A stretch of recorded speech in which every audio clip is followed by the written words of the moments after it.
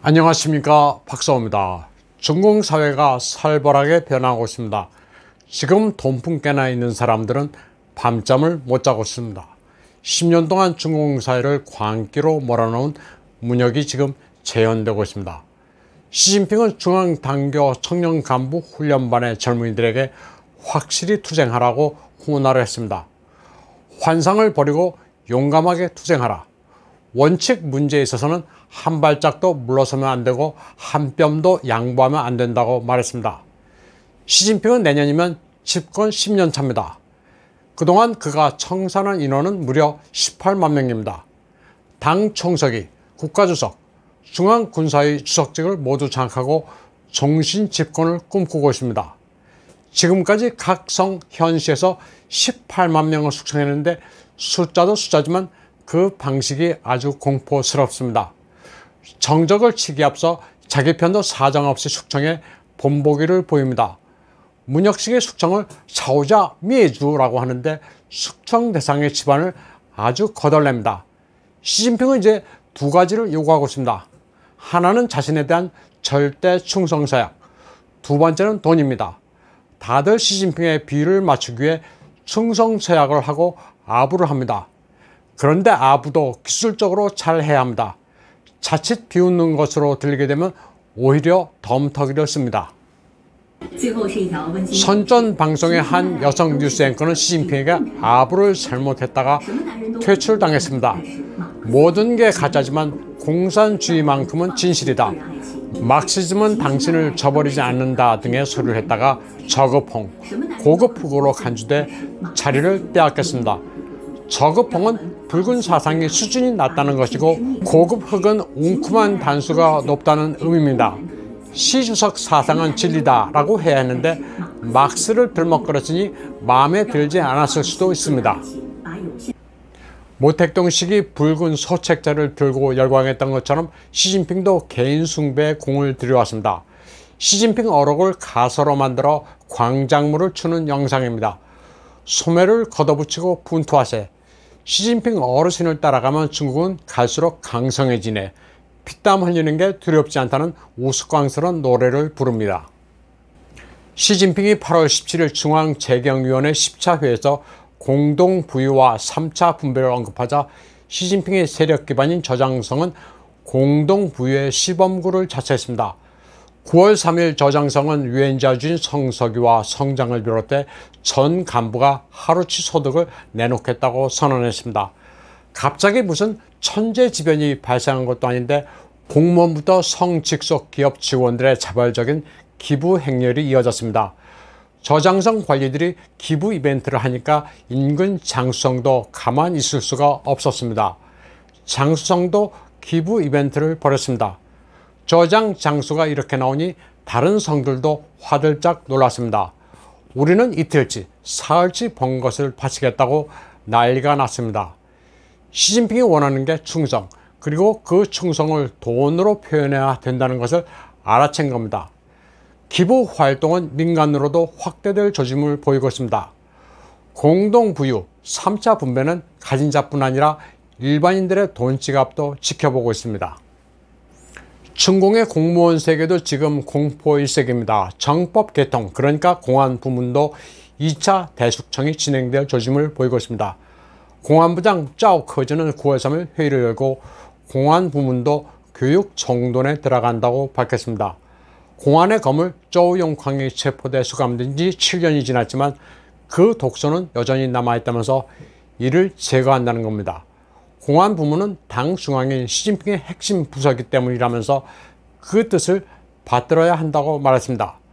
쪼우용쾅과 인터폴 수장을 지냈다가 소리 소문 없이 체포돼 송환당한 멍홍웨이, 숙청된 공안부 부부장 순유진이 남긴 조직 내 파벌을 일소한다는 계획입니다. 지금 중공은 자국민에게 여권 발급도 사실상 중단했습니다. 문을 잠가 걸고 비리가 있으면 두들겨 팬다는 건데 정법 개통 공무원들의 두려움은 대단합니다. 부패로 모은 돈을 해외에 빼돌린 게 아니라면 다 걸리게 되어 있습니다. 비리를 저지른 게 있으면 불나고 엄포를 놨는데 벌써 2만 명이 자수했다고 합니다. 정법계 정도는 벌써 5달 전에 시작됐다고 내부자는 말하고 있습니다. 경찰 복을 입은 2만 명이 자수를 했는데 이들이 줄을 설 경우 20km나 되는 엄청난 인원입니다. 1인당 10만 유엔의 뇌물을 받았지만 그 총액은 20억 유엔이라는 계산이 나옵니다. 한 건의 범죄라면 모두 2만 건입니다. 갑자기 양심을 발휘해 자수한 게 아니라 조사하면 바로 드러나기 때문입니다. 이 사람 얘기를 들으면 공안들도 시진핑판 문혁바람에 얼마나 떨고 있는지 짐작할 수 있습니다. 1966년 모택동의 문혁과 2021년 시진핑의 신문혁은 아주 비슷합니다. 모택동이 반미 구호를 외쳤다면 시진핑은 해상법을 일방적으로 선포했습니다.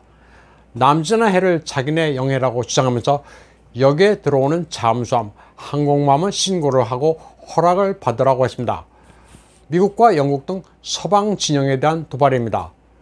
또 모택동은 혁명의 이름으로 자본가를 추잡하라고 공격했습니다.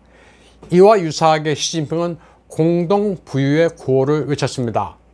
그러자 알리바바, 텐센트, 메이투안 등이 거액을 내고 있습니다. 이미 70개에 달하는 기업들이 공동 부유에 돈을 바치고 있습니다. 개인의 목숨과 재산을 보존해야 하니 일단 급한 대로 공동 부유에 협조하겠다면서 돈을 바치고 있습니다.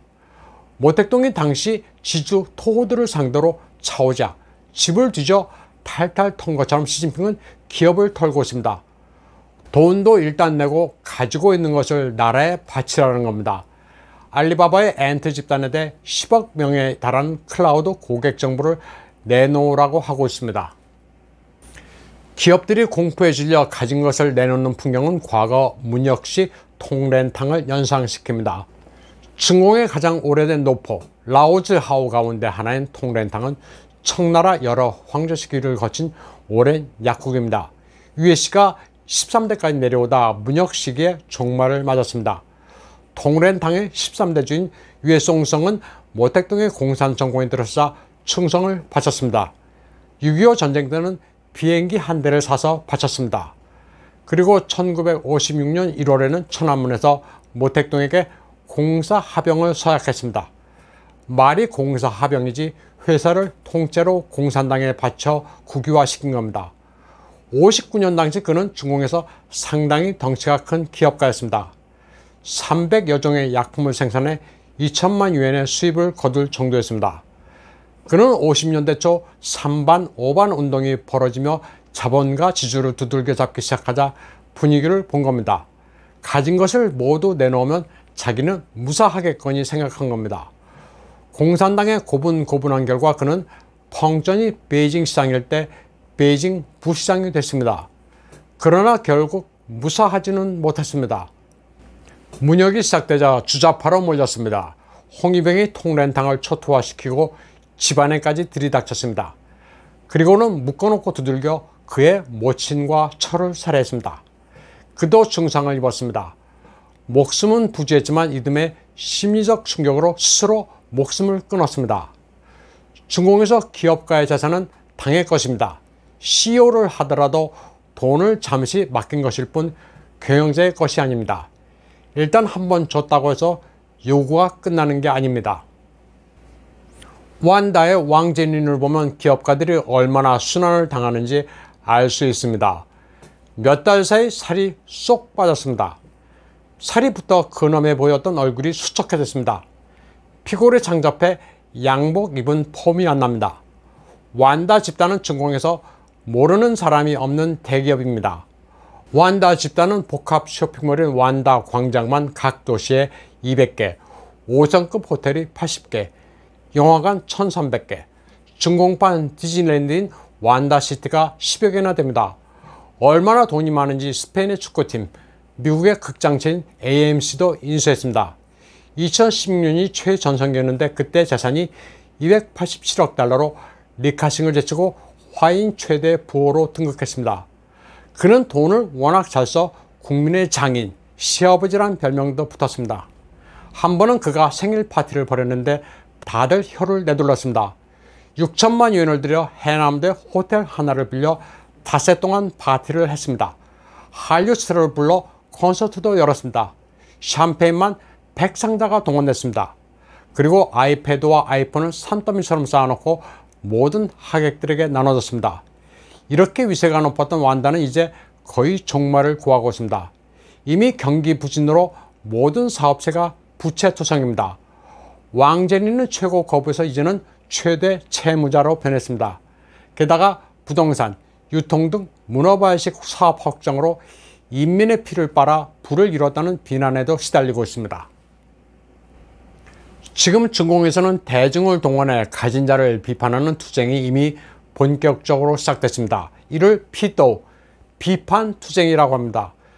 투쟁은 명사지만 피동태형 동사로도 사용됩니다. 중국어로 빼이또우정, 투쟁당했다라고 하면 인민의 적으로 몰려 비판당했다는 의미입니다.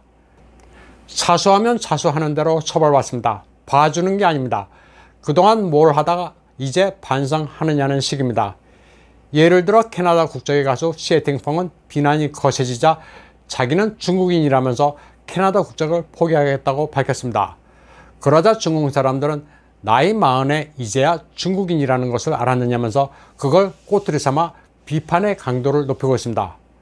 문혁대처럼 만인에 대한 만인의 투쟁, 계층별 갈라치기가 중공에서 핵분열하듯 광범위하게 확산되고 있습니다. 오늘 방송은 여기까지 하겠습니다. 시청해주신 여러분 감사합니다.